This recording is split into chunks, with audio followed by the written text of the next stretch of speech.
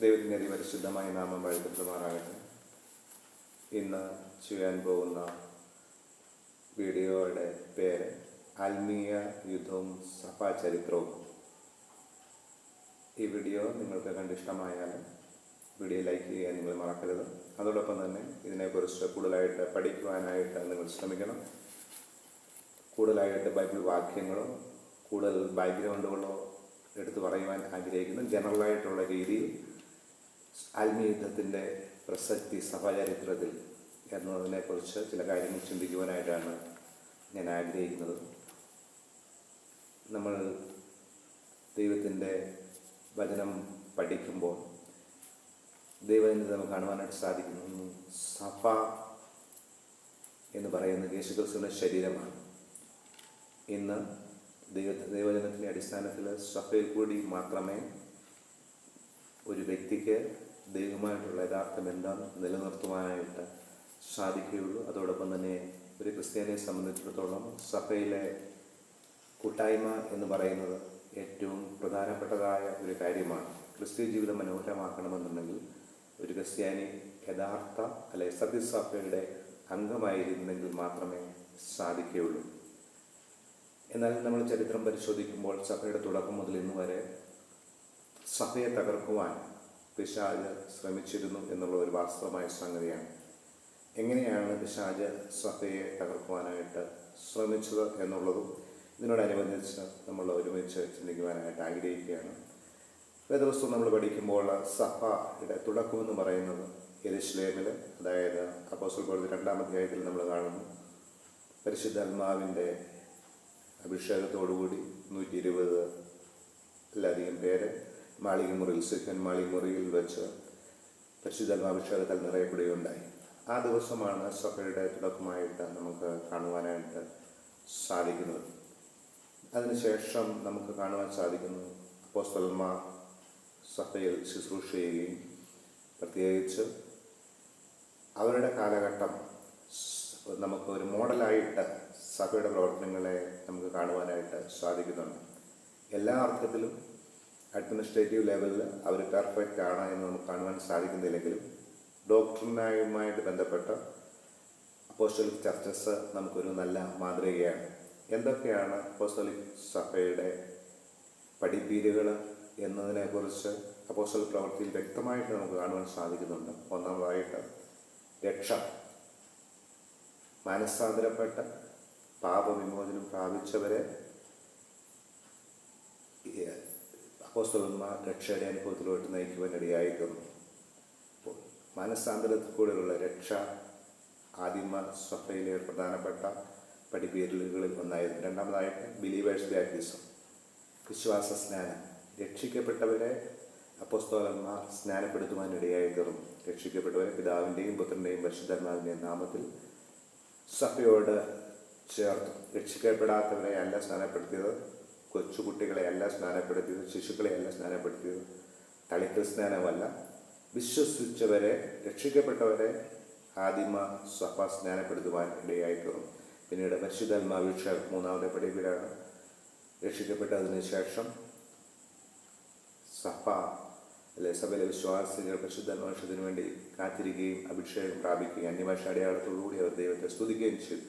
ഇത് ആദിമ സഭയിലെ ഒരു പ്രത്യേക പഠിപ്പീരും പരിശുദ്ധാത്മാഭിഷേകം എന്ന് പറയുന്നത് അവരുടെ ജീവിതചര്യയുടെ ഒരു ഭാഗമായിരുന്നു. അടുത്തതായിട്ട് നമ്മൾ കാണുവാൻ സാധിക്കും ദൈവത്തിൻ്റെ വചനം. ദൈവവചനം അവർ പഠിക്കുകയും അതോടൊപ്പം തന്നെ പഠിപ്പിക്കുകയും ജീവിതത്തിൽ പ്രാവർത്തികമാക്കുകയും ചെയ്തിരുന്നതായിട്ട് നമ്മൾ കാണുവാൻ സാധിക്കും. ദൈവത്തിൻ്റെ വചനം നമ്മുടെ ജീവിതത്തിൽ പ്രാവർത്തികമാക്കുവാനായിട്ടുള്ളതാണ്. പിന്നീട് നമ്മൾ തിരുവത്താഴം, ഹോളി കമ്മ്യൂണിയൻ എന്ന് പറയുന്നത് യേശുക്രിസ്തുവിൻ്റെ മരണത്തെ ഓർക്കുന്നതിന് വേണ്ടിയാണ് ഹോളി കമ്മ്യൂണിയൻ നമ്മൾ എടുക്കുന്നത്. ദൈവത്തിന് വളരെ വ്യക്തമായിട്ട് പറയുന്നതായ ഒരു കാര്യമാണ്. ഹോളി കമ്മ്യൂണിയൻ യേശുക്രിസ്തുവിൻ്റെ മരണത്തെ ഓർക്കുന്നതിന് വേണ്ടിയാണ്. വർഷത്തിൽ ഒരിക്കലല്ല നമ്മൾ യേശുക്രിസ്തുവിൻ്റെ മരണത്തെ ഓർക്കുന്നത്. എപ്പോഴൊക്കെയും തിരുവത്താഴത്തിൽ നമ്മൾ കൂടി വരുന്നിടത്തൊക്കെയും യേശുക്രിസ്തുവിൻ്റെ മരണത്തെ ആഴത്തിൽ ഓർക്കുകയും ധ്യാനിക്കുകയും ചെയ്യേണ്ടത് ആവശ്യമാണ്. പിന്നീട് ആദിമസഭയെ നമ്മൾ പഠിക്കുമ്പോൾ holiness and separation, fruit of the Holy Spirit, വിശുദ്ധിയും വേർപാടും അവരുടെ ജീവിതത്തിൽ അവർ വ്യക്തമായിട്ട് പഠിപ്പിക്കുകയും പ്രാവർത്തികമാക്കുകയും ചെയ്തിരുന്നതായിട്ട് നമുക്ക് കാണുവാനായിട്ട് സാധിക്കുന്നുണ്ട്. ഇത് വിശുദ്ധി വേർപാടിനോടനുബന്ധിച്ച് തന്നെ സാങ്ക്ടിഫിക്കേഷൻ എന്ന് പറയുന്നതായ അല്ലെങ്കിൽ വിശുദ്ധീകരണം എന്ന് പറയുന്നതായ ആ സബ്ജക്റ്റ് അപ്പോസ്തലനായ പൗലോസ് തൻ്റെ ലേഖനങ്ങളിൽ സൂചിപ്പിച്ചിട്ടുണ്ട്. ഒരു ക്രിസ്ത്യാനി രക്ഷിക്കപ്പെട്ടതിന് ശേഷം ക്രിസ്തുവുമായിട്ടുള്ള ബന്ധത്തിൽ ക്രിസ്തുവിനെ പോലെ ആകുന്നതായ ഒരു പ്രോസസ്സാണ് വിശുദ്ധീകരണം എന്ന് പറയുന്നത്. അതോടൊപ്പം തന്നെ ആത്മാവിൻ്റെ ഫലങ്ങൾ 9 ഫലങ്ങളെക്കുറിച്ച് ദൈവത്തിൽ നമ്മൾ കാണുന്നു. ആ 9 ഫലങ്ങൾ പുറപ്പെടുവിക്കുവാനായിട്ട് ഒരു ക്രിസ്ത്യാനി ശ്രമിക്കണം. ഇന്ന് ഞാൻ ഈ മെസ്സേജ് പറയുമ്പോൾ നമ്മൾ നമ്മളെ തന്നെ ഒന്ന് വിശകലനം ചെയ്ത് നോക്കണം. എത്രമാത്രം ഞാൻ എൻ്റെ ജീവിതത്തിൽ വിശുദ്ധീകരണത്തിൽ കൂടി കടന്നു പോകുന്നു, എത്രമാത്രം ഞാൻ യേശു ക്രിസ്തുവിനെ പോലെ ആകുവാൻ ശ്രമിക്കുന്നു, എത്രമാത്രം ആത്മാവിൻ്റെ ഫലത്തെ ഞാൻ പുറപ്പെടുവിക്കുവാനായിട്ട് സാധിക്കും. നമ്മുടെയൊക്കെ ജീവിതത്തിൻ്റെ പരാജയം എന്ന് പറയുന്നത് പലപ്പോഴും നമ്മൾ മറ്റുള്ളവരുമായിട്ട് കമ്പയർ ചെയ്യുകയും അവസാനം നമ്മളുടെ ജീവിതം യേശു ക്രിസ്തുവുമായിട്ട് കമ്പയർ ചെയ്യുന്നത് പരാജയപ്പെടുകയും ചെയ്യുന്നതാണ് ഒരു പ്രധാനപ്പെട്ടതായ ഒരു പരാജയം എന്ന് പറയുന്നത്. പിന്നീട് നമ്മൾ അടുത്തതായിട്ട് നമ്മൾ കാണുവാൻ സാധിക്കുന്നത് പരിശുദ്ധാത്മാവിൻ്റെ വരങ്ങളിൽ ഉള്ളതായ അനുഭവങ്ങൾ. അത് ആദിമസഭയിലുണ്ടായിരുന്നു. അനേക വരങ്ങൾ ദൈവജനത്തിൽ നമ്മൾ കാണുവാൻ സാധിക്കും. Supernatural gift of Holy Spirit, ordinary gift of Holy Spirit, അനേക വരങ്ങൾ നമ്മൾ കാണുവാനായിട്ട് സാധിക്കുന്നുണ്ട്.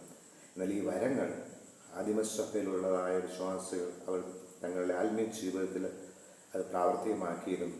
ഈ ആത്മീയ വരങ്ങളിൽ കൂടെ അവർ മറ്റുള്ളവർക്ക് അനുഗ്രഹത്തിന് കാരണമായി തീർന്നു, സഭയുടെ വളർച്ചയ്ക്ക് കാരണമായി തീർന്നതായിട്ട് നമുക്ക് കാണുവാൻ സാധിക്കും. ഇന്നും നമ്മൾ ഓർക്കേണ്ട കാര്യങ്ങൾ, വരങ്ങൾ നമ്മുടെ ആത്മീയ ജീവിതത്തിനും അതോടൊപ്പം തന്നെ സഭയുടെ ആത്മീയ വളർച്ചയ്ക്കും മറ്റുള്ളവർ ദൈവസന്നിധിയിലോട്ട് കൊണ്ടുവരുന്നതിനും നല്ല കാരണങ്ങളാണ്.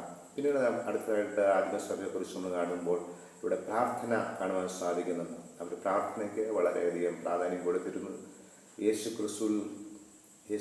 ദൈവത്തിന് സന്നിധിയിൽ യേശു ക്രിസ്തുവിൽ കൂടിയുള്ളതായ പ്രാർത്ഥന. ദൈവജനം പഠിക്കുമ്പോൾ യേശു ക്രിസ്തുവിനെ കാണുന്നത് ദൈവത്തിനും മനുഷ്യനും ഇടയിലുള്ള ഏക മധ്യസ്ഥൻ എന്നാണ് കാണുവാൻ സാധിക്കുന്നത്. നമുക്ക് പ്രാർത്ഥിക്കുവാൻ സാധിക്കുന്നത് യേശു ക്രിസ്തുവിൻ്റെ കാൽവറിയിലെ മരണം മൂലമാണ്.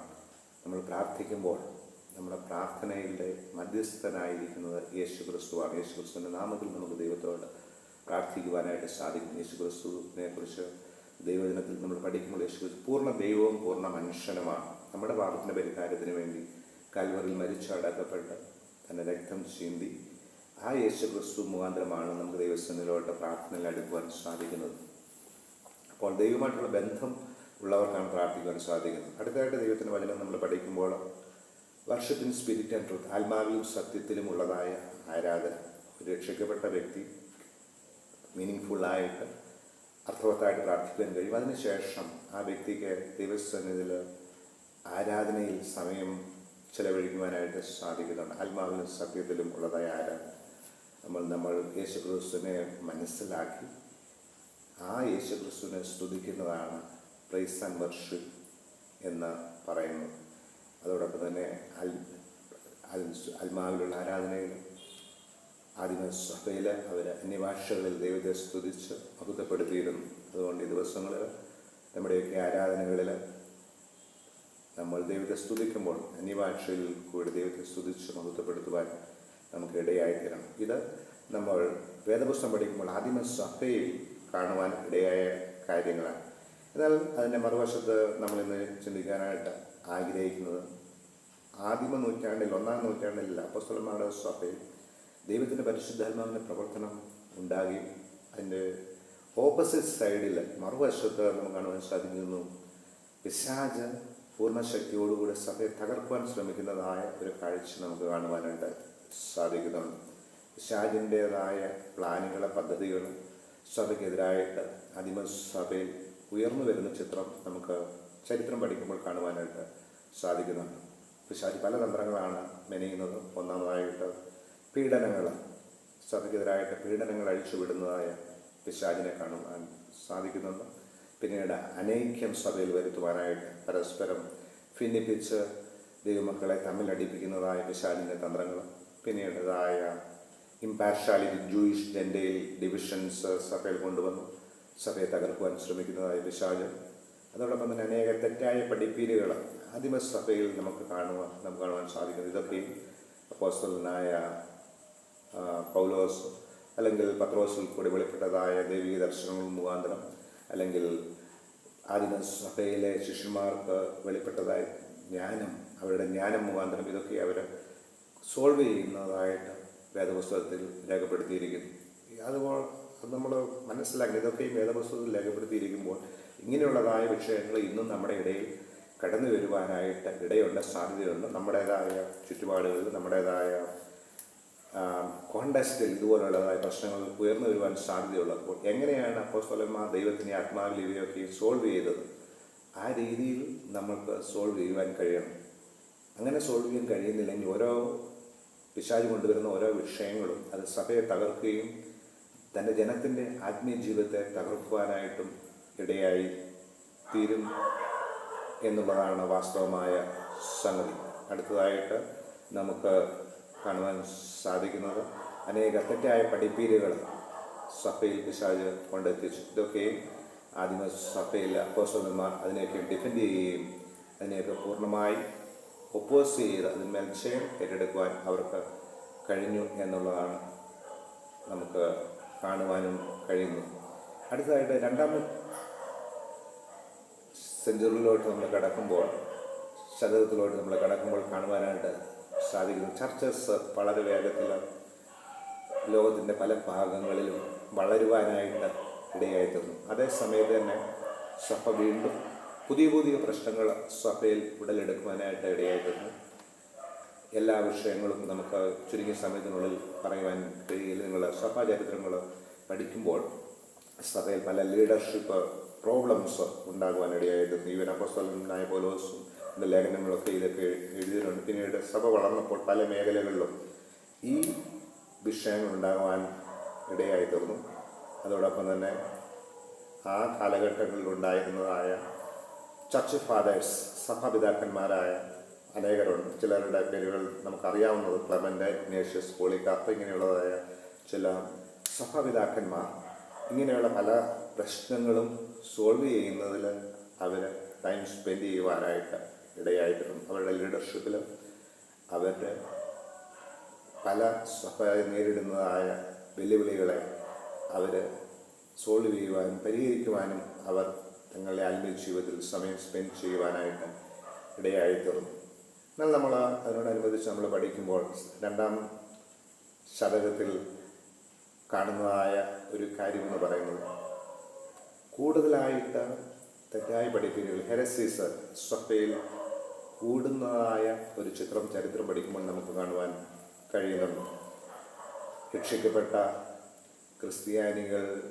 ക്രിസ്ത്യാനികളെ പോലും തെറ്റിച്ചു കളയുവാൻ, എൻ്റെ മതസ്ഥന്മാരെ പോലും തെറ്റിച്ചു കളയുവാൻ ശ്രമിക്കുന്ന പിശാചിൻ്റെ തന്ത്രങ്ങൾ ഈ തെറ്റായ പഠിപ്പീരുകളിൽ കാണുവാൻ സാധിക്കുന്നു.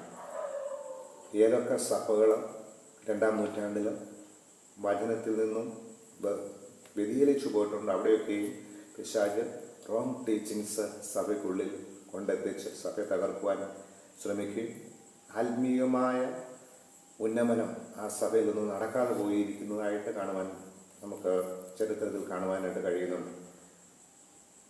ഞാൻ ഇതിനോടനുബന്ധിച്ചൊരു കാര്യം പറയുവാനായിട്ട് ആഗ്രഹിക്കുന്നത്, എങ്ങനെയാണ് നമുക്ക് ഹെരസീസ്, റോങ് ടീച്ചിങ്സിൽ നിന്നും വിടുതൽ പ്രാപിക്കുവാനായിട്ട് കഴിയുന്നത്?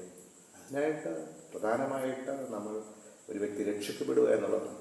രക്ഷിക്കപ്പെടാത്ത ഒരു വ്യക്തിക്ക് തെറ്റായ പഠിപ്പീരുകളിൽ നിന്നും പുറത്തു വരുവാനായിട്ട് കഴിയുകയില്ല. രക്ഷിക്കപ്പെട്ട് കഴിയുമ്പോൾ നമ്മളിൽ വ്യാപരിക്കുന്ന ദൈവത്തിൻ്റെ പരിശുദ്ധാത്മാവ് തെറ്റേതാണ് ശരി ഏതാണ് എന്നത് ദൈവത്തിൻ്റെ അടിസ്ഥാനത്തിൽ നമ്മളെ ഓർമ്മപ്പെടുത്തുവാനായിട്ട് ഇടയായിട്ട്. അതുകൊണ്ട് എന്നെ കേൾക്കുന്ന ദൈവത്തിൻ്റെ ജനമേ, ഒരു വ്യക്തി രക്ഷിക്കപ്പെടുക എന്നുള്ളതാണ് ദൈവത്തിൻ്റെ വചനം മനസ്സിലാക്കുവാൻ വേണ്ടുന്നതായ ഏറ്റവും പ്രധാനപ്പെട്ടതായ ഒരു വസ്തുത.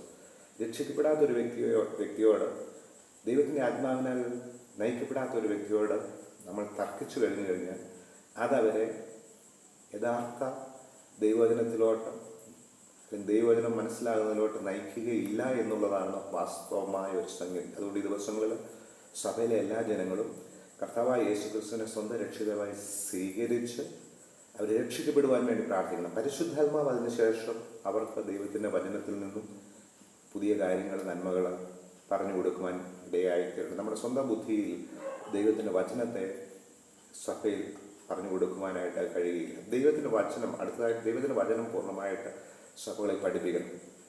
രണ്ടാം നൂറ്റാണ്ടിൽ ഇങ്ങനെയുള്ളതായ പ്രശ്നങ്ങൾ ഹെരസീസ് കഴിഞ്ഞപ്പോൾ മറ്റൊരു പ്രശ്നം ഉടലെടുത്തത് ആത്മീയ അനുഭവങ്ങളിലോട്ട് സഭയെ നയിക്കുന്നതിൽ സഭാപിതാക്കന്മാർക്ക് ചില മേഖലകളിൽ കഴിയാതെ പോയതായിട്ട് നമുക്ക് കാണുവാൻ കഴിയുന്നുണ്ട്. അതിന് ഫലമായിട്ട് ആത്മീയ വരങ്ങളിലുള്ള ശുശ്രൂഷകൾ ഒന്നാം നൂറ്റാണ്ടിലെ പോലെ രണ്ടാം നൂറ്റാണ്ടിൽ അധികം കാണുവാനായിട്ട് കഴിയുന്നില്ല. പിന്നീട് നമ്മൾ മൂന്നാം നൂറ്റാണ്ടിലോട്ട് നമ്മൾ കടന്നു വരുമ്പോൾ അവിടെ നമുക്ക് കാണുവാൻ സാധിക്കുന്നു വർദ്ധിച്ചു വരുന്നതായ ഹെരസീസ്, ദുരുപദേശങ്ങൾ സഭയിൽ ഉടലെടുത്തതിൻ്റെ ഫലമായിട്ട് അനേക അപ്പോളജിസ്റ്റിനെ ദൈവം സഭയിൽ ഉയർത്തുന്നുണ്ട്. ജസ്റ്റിൻ മാർട്ടിർ, ഐറേനിയസ്, തെർത്തുല്യൻ, കാപ്രിയൻ, ഇങ്ങനെയുള്ളതായ അനേക അപ്പോളജിസ്റ്റിനെ ദൈവം സഭയ്ക്ക് ദാനമായി തന്നിട്ടുണ്ട്. ഇവരൊക്കെയും എന്ത് ചെയ്യുന്നുണ്ട്? ദുരുപദേശങ്ങളെ ശക്തമായിട്ട് എതിർക്കുകയും ദൈവവചനത്തിലോട്ട് ദൈവജനം തിരിയേണ്ടതിൻ്റെ ആവശ്യകതയെക്കുറിച്ച് വളരെ വ്യക്തമായിട്ട് അവർ പഠിപ്പിച്ചു. അതിൻ്റെ ഫലമായിട്ട് സഭ അതിൻ്റെ തനിമയിൽ നിലനിൽക്കുവാനായിട്ട് മൂന്നാം നൂറ്റാണ്ടിൽ പല മേഖലകളിൽ സാധിച്ചു. അതോടൊപ്പം തന്നെ ഒരു കാര്യം വീണ്ടും ഞാൻ രണ്ടാം നൂറ്റാണ്ടിൽ സംഭവിച്ചതുപോലെ ഇനി ഇത്രയധികം ദുരുപദേശങ്ങൾ ഒരു വശത്ത് ഉടലെടുക്കുകയും സഭാപിതാക്കന്മാരും സഭയിലെ നേതൃത്വവും ഈ ദുരുപദേശത്തെ എതിർക്കുവാൻ വേണ്ടി ഉള്ളതായ മേഖലകളിൽ അവർ സമയം ചെലവഴിച്ചത് മുഖാന്തരമായിട്ട് രണ്ടാം നൂറ്റാണ്ടിൽ സംഭവിച്ചതുപോലെ ജനത്തിൻ്റെ ആത്മീയ അനുഭവങ്ങൾ, പരിശുദ്ധാത്മാവുമായിട്ടുള്ള ബന്ധത്തിൽ ആത്മീയ അനുഭവങ്ങളിൽ അവർക്ക് സമയം ചെലവഴിക്കുവാൻ അധികം കഴിയാതെ പോയി. ഇതൊരു പിശാചിൻ്റെ തന്ത്രമായിട്ട് ഇന്ന് നമ്മൾ മനസ്സിലാക്കണം.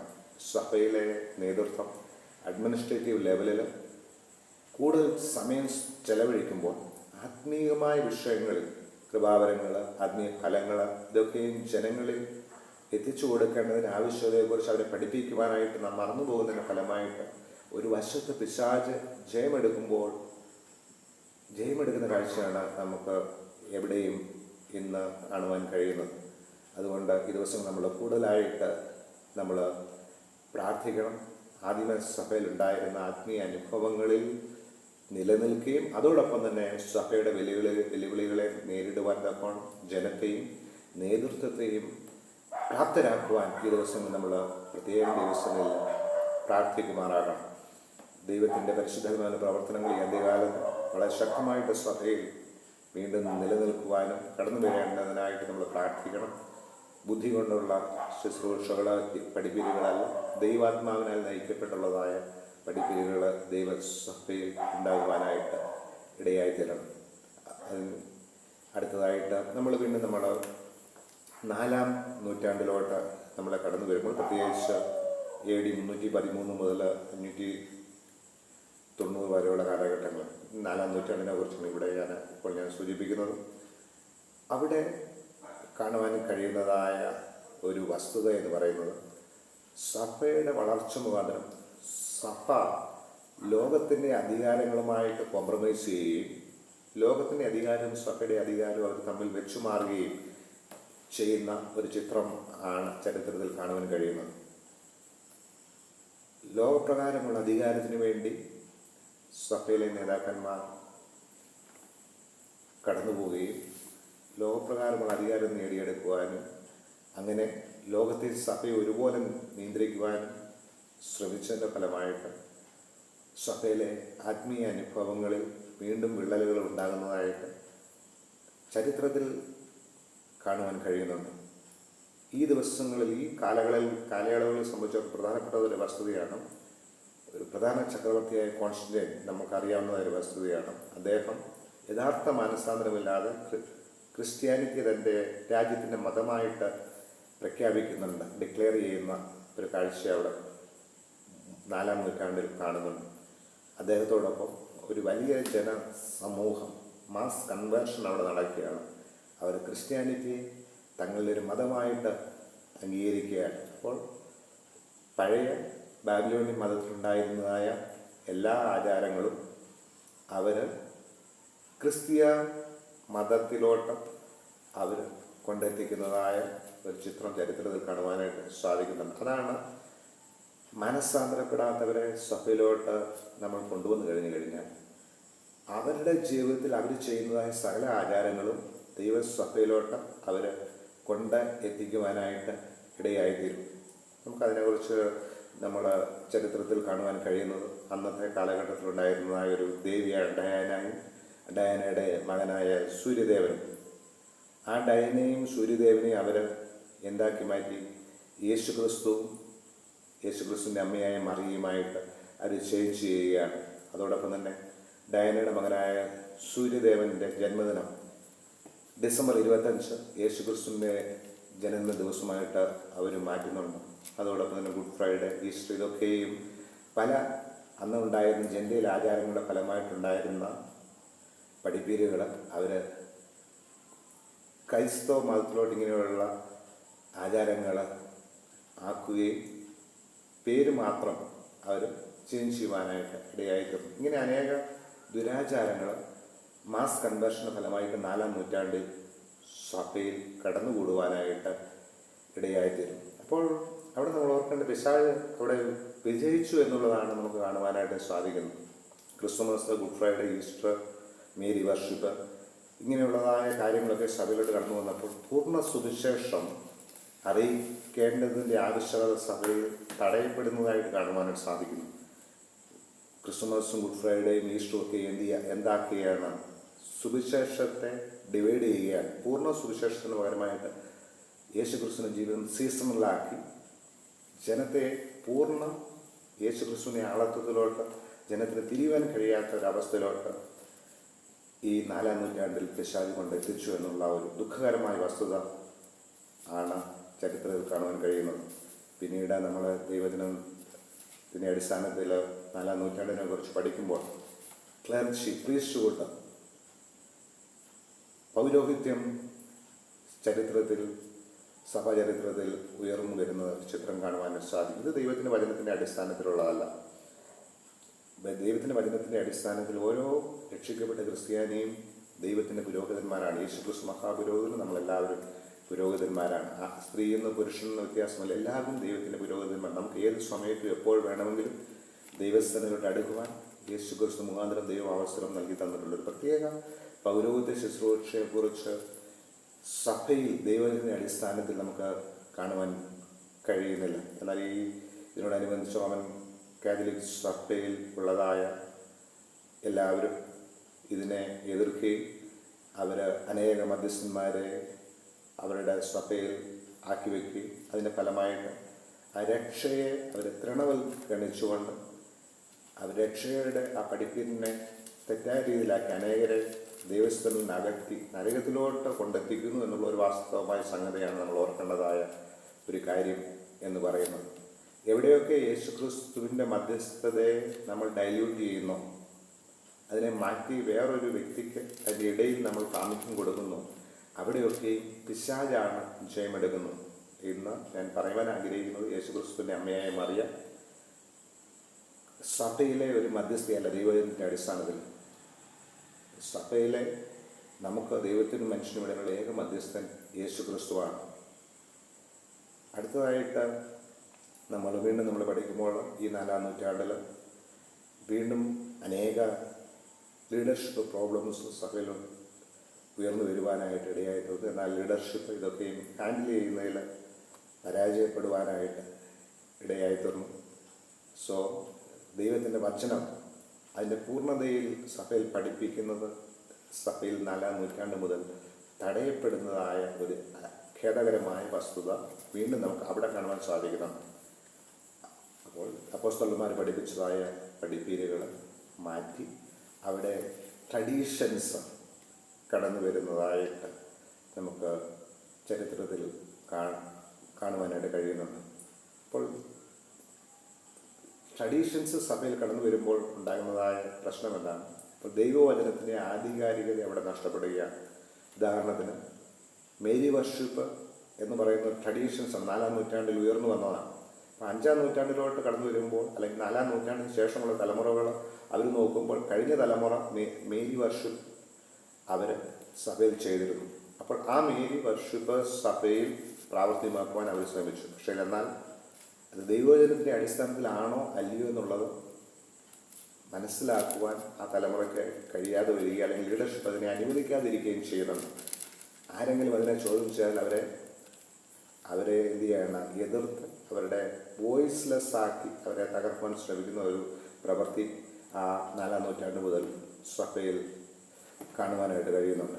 അപ്പോൾ ഇന്നും അത് നടക്കുന്നുണ്ട്. ദൈവവചനത്തിൻ്റെ അടിസ്ഥാനത്തിലോട്ട് ഒരു വ്യക്തിയെ തിരിക്കേണ്ടതിൻ്റെ ആവശ്യകത വളരെയധികമാണ്. അതിന് വിരുദ്ധമായിട്ട് നമ്മൾ ഒരിക്കലും പ്രവർത്തിക്കുവാനായിട്ട് ഇടയായിത്തീരരുത്. ഈ റിച്വൽസ് കൂടുമ്പോൾ സഭയിൽ ദൈവത്തിൻ്റെ ആത്മാവിൻ്റെ പ്രവർത്തനം കുറയുവാനായിട്ട് ഇടയായിത്തീരും. ഇത് ക്രിസ്മസ് ആയിക്കൊള്ളട്ടെ, ഈസ്റ്റർ ആയിക്കൊള്ളട്ടെ, ഗുഡ് ഫ്രൈഡേ ആയിക്കൊള്ളട്ടെ, ഏത് തന്നെയായിരുന്നു എന്ന് പറഞ്ഞാലും ദൈവവചനത്തിലില്ലാത്ത കാര്യങ്ങൾ ചെയ്യുമ്പോൾ അത് ദൈവത്തിൻ്റെ പരിശുദ്ധാത്മാവിൻ്റെ പ്രവർത്തനത്തെ സഭയിൽ തകർക്കുവാനായിട്ട് ഇടയായിത്തീരും. യേശുക്രിസ്തുവിൻ്റെ ജനനത്തെക്കുറിച്ചൊക്കെ നമ്മൾ പഠിക്കുമ്പോൾ യേശുക്രിസ്തുവിൻ്റെ ജനനത്തെയും മരണത്തെയും ഉയർപ്പിനെയും എല്ലാ ദിവസവും ഒരു ക്രിസ്ത്യാനി ഓർക്കേണ്ടതാണ്. എല്ലാ ദിവസവും ആ വസ്തുതകൾ നമ്മൾ മറ്റുള്ളവരുമായിട്ട് പങ്കുവയ്ക്കേണ്ടതാണ്. എന്നാൽ അതിന് വിരുദ്ധമായിട്ടുള്ള കാര്യങ്ങൾ ചെയ്യുവാൻ ദൈവവചനത്തിൽ നമ്മളെ ഓർമ്മപ്പെടുത്തുന്നില്ല. അടുത്തതായിട്ട് നമുക്ക് കാണുവാനായിട്ട് സാധിക്കുന്നത് ഈ കാലയളവ് 4-ാം നൂറ്റാണ്ടിൽ ദൈവത്തിൻ്റെ അത്ഭുതങ്ങളും അടയാളങ്ങളും മിറക്കിൾസ് ഇതൊക്കെ വളരെ കുറയുവാനായിട്ട് ഇടയായിത്തീരുകയും ജനങ്ങൾ അത്ഭുതത്തിന് വേണ്ടി മറ്റ് പല ഇടങ്ങളിലോട്ട് പോകുന്നതായ ഒരു ചിത്രം കാണുവാൻ സാധിക്കുന്നു. ആദിമ സഭയിൽ എങ്ങനെയാണ് അത്ഭുതം നടന്നത്? പത്രോസും പൗലോസും ശിഷ്യന്മാരും ദൈവത്തിൻ്റെ ആത്മാവിനാൽ നിറയപ്പെട്ട രോഗികളെ സൗഖ്യമാക്കി, ബന്ധനസ്ഥരെ വിടുവിച്ച്, ഭൂതങ്ങളെ പുറത്താക്കി. എന്നാൽ പിന്നീട് കാണുവാൻ കഴിയുന്നുണ്ട് അത്ഭുതത്തിൻ്റെതായ ആ കാര്യങ്ങൾ മേഖലകളൊക്കെയും വ്യത്യസ്തത വരുന്നതായിട്ട് കാണുവാൻ സാധിക്കുന്നു. മരിച്ചവർക്ക് വേണ്ടിയുള്ള പ്രാർത്ഥനയിൽ ഉണ്ടാകുന്ന അത്ഭുതങ്ങൾ, അതായത് സഭയിൽ ആരെങ്കിലും മരിച്ചു കഴിഞ്ഞാൽ അവരുടെ ഡെഡ് ബോഡി കൊണ്ട് ഒരു സ്ഥലത്ത് വയ്ക്കുകയും ആ ഡെഡ് ബോഡിയെ തൊടുന്നവർക്ക് സൗഖ്യമാകും. ഇങ്ങനെയുള്ളതായ വചനവിരുദ്ധമായ രീതിയിലുള്ള അത്ഭുതങ്ങളും അടയാളങ്ങളും ഒക്കെയും ആ കാലയളവുകളിൽ സഭ അക്സെപ്റ്റ് ചെയ്യുവാനായിട്ട് ഇടയായിത്തീർന്നു. ഇതൊക്കെ നമ്മൾ പഠിക്കുമ്പോൾ ഇന്നും അങ്ങനെയുള്ള അനേക ഇടങ്ങളും അനേക സഭകളൊക്കെ ഉണ്ട്. മരിച്ചവരുടെ ഡെഡ് ബോഡിയെ തൊടുക, മരിച്ചവരുടെ തിരുശേഷിപ്പുകളെ തൊട്ട് സൗഖ്യം പ്രാപിക്കുക, ഇതൊന്നും ദൈവത്തിൻ്റെ വചനത്തിൽ പറയുന്നതായ കാര്യങ്ങളല്ല. അങ്ങനെ ഒരു വ്യക്തി ചെയ്യുമ്പോൾ ആ വ്യക്തി പിശാചിൻ്റെ ആധിപത്യത്തിന് കീഴിലായിരിക്കുകയാണ്. മരിച്ചവരോടുള്ള പ്രാർത്ഥന ചെയ്യുമ്പോൾ ആ മരിച്ച ഒരു വ്യക്തിയുടെ ഡെഡ് ബോഡിയിൽ തൊട്ട് പ്രാർത്ഥിച്ച് രോഗസൗഖ്യത്തിന് വേണ്ടി പ്രാർത്ഥിക്കുമ്പോൾ അവരുടെ മധ്യസ്ഥത ചെയ്യുമ്പോൾ ഇതൊക്കെയും ചെയ്യുമ്പോൾ നമ്മൾ പിശാചിൻ്റെ അടിമകളായിത്തീരുന്നു എന്നുള്ളതാണ് ദൈവവചനത്തിൻ്റെ അടിസ്ഥാനത്തിൽ ഇന്ന് ഞാൻ പറയുവാനായിട്ട് ആഗ്രഹിക്കുന്നതായ കാര്യം. അങ്ങനെ ചെയ്യുന്ന ആരെങ്കിലും ഉണ്ടെങ്കിൽ ഇന്ന് നിങ്ങളുടെ പാപങ്ങൾ ദിവസങ്ങളിൽ ഏറ്റുപറഞ്ഞ് വേദപുസ്തകത്തിലോട്ട് ദൈവത്തിൻ്റെ വചനത്തിലോട്ട് പൂർണ്ണമായിട്ട് കടന്നു വരുവാനായിട്ട് നിങ്ങൾക്ക് കഴിയുവാൻ ഇടയായിത്തീരണം. ദൈവവചനം പഠിക്കുക, അതാണ് ഒരു മാർഗമെന്ന് പറയുന്നത്. എന്താണ് സത്യമെന്ന് മനസ്സിലാക്കുക, ദൈവവചനം പഠിക്കുക. നമ്മുടെയൊക്കെ ജീവിതത്തിൽ ഒരു ജീവിതം മാത്രമേ ഉള്ളൂ. ആ ജീവിതം ദൈവവചനത്തിൻ്റെ അടിസ്ഥാനത്തിൽ മുൻപോട്ട് കൊണ്ടുപോകുന്നതാണ് ഏറ്റവും മനോഹരമായ ഒരു കാര്യം എന്ന് പറയുന്നത്. അതോടൊപ്പം തന്നെ ആ കാലയളവിൽ സഭ ബയോളജിക്കൽ ഗ്രോത്തിന് അല്ലെങ്കിൽ അതുകൊണ്ട് സാറ്റിസ്ഫൈഡ് ആകുന്ന ചിത്രമാണ് കാണുവാൻ കഴിയുന്നത്. അതായത് അവർ സുവിശേഷം അറിയിച്ച് ആളുകളുടെ ജീവിതം മാറ്റി രക്ഷയിൽ മാനസാന്തരത്തിൽ കൂടിയുള്ള രക്ഷയുടെ അനുഭവത്തിലോട്ട് ജനത്തെ മാറ്റുന്ന പ്രക്രിയ ഈ 4-ാം നൂറ്റാണ്ടിന് ശേഷം വളരെയധികം സഭയിൽ കുറഞ്ഞു പോകുവാനായിട്ട് ഇടയായിത്തീർന്നു. അതിൻ്റെ ഫലമായിട്ട് അനേക നോമിനൽ ക്രിസ്ത്യൻസ്, നാമധേയ ക്രിസ്ത്യാനികളുടെ എണ്ണം വളരെയധികം സഭയിൽ വർദ്ധിക്കുവാനായിട്ട് ഇടയായിത്തീർന്നു. ഞാനിന്ന് ഈ വീഡിയോയുടെ ഫസ്റ്റ് പാർട്ട് ഞാൻ സ്റ്റോപ്പ് ചെയ്യുകയാണ്. മെസ്സേജ് കേൾക്കുമ്പോൾ ഞാനും നിങ്ങളും ഇന്ന് ആത്മീയ ജീവിതത്തിൽ എവിടെയാണ് എത്തിച്ചേർന്നിരിക്കുന്നത്? നമ്മുടെ സഭകൾ ദൈവവചനത്തിൻ്റെ അടിസ്ഥാനത്തിലോട്ട് മടങ്ങി വരേണ്ടതിൻ്റെ ആവശ്യകത വളരെയധികമാണ്. ഈ അന്ത്യകാലത്ത് സഭ ഈ ഭൂമിയിൽ നിന്നും എടുക്കപ്പെടുന്നതിന് മുൻപായിട്ട് സഭ ദൈവത്തിൻ്റെ അടിസ്ഥാനത്തിൽ പുതുക്കം പ്രാപിക്കേണ്ടത് അത്യാവശ്യമായ ഒരു സംഗതിയാണ്. ഞാനും നിങ്ങളും ആ പ്രക്രിയയിൽ ഭാഗപ്പാക്കാകണം. നോഹയുടെ കാലത്ത് സംഭവിച്ചതുപോലെ തന്നെ യേശുക്രിസ്തുവിൻ്റെ 2ാമത്തെ വരവെങ്കിൽ സഭ ഇവിടെ നിന്ന് എടുക്കപ്പെടും. ഇന്ന് വളരെ വ്യക്തമായി ഞാൻ നിങ്ങളോട് പറയട്ടെ, ജീവിതത്തിൽ വിശുദ്ധിയും വേർപാടും ഇല്ലാത്തവർ ആ പ്രക്രിയയിൽ കർത്താവിൻ്റെ 2ാമത്തെ വരവെങ്കിൽ തിരസ്കരിക്കപ്പെടുവാനായിട്ട് ഇടയായിത്തീരും. ഇത് ദൈവത്തിൻ്റെ വചനം നമ്മളെ ഓർമ്മപ്പെടുത്തുന്ന ഏറ്റവും പ്രധാനപ്പെട്ടതായ ഒരു വസ്തുതയാണ്. ചരിത്രത്തിലുണ്ടായ ഒരു ഏറ്റവും വലിയൊരു കാര്യമാണ്. യേശു ക്രിസ്തു 2000 വർഷങ്ങൾക്ക് മുമ്പ് അല്ലെങ്കിൽ ദൈവം മനുഷ്യനായി ഭൂമിയിൽ അവതരിച്ചു. ഇനിയും ചരിത്രത്തിൽ നടക്കുവാൻ പോകുന്ന ഏറ്റവും പ്രധാനപ്പെട്ട ഒരു കാര്യമാണ് തൻ്റെ സഭയെ ചേർക്കുവാൻ കടന്നു വരുന്ന, മധ്യാകാശത്തിൽ കടന്നു വരുന്ന യേശു ക്രിസ്തു അന്ന് എടുക്കപ്പെടുവാൻ വ്യക്തിപരമായിട്ട് നമ്മളെ തന്നെ യേശു ക്രിസ്തുവിന് സമർപ്പിച്ച് ദൈവവചനത്തിൻ്റെ അടിസ്ഥാനത്തിൽ മടങ്ങി വരികയും അതോടൊപ്പം തന്നെ ദൈവസഭകൾ ഈ ദിവസങ്ങളിൽ ദൈവവചനത്തിൽ സഭയെക്കുറിച്ച് പറയുന്നിരിക്കുന്നതായ ആ മേഖലകളിലോട്ട് കടന്നു വരുവാനിടയായിത്തീരണം.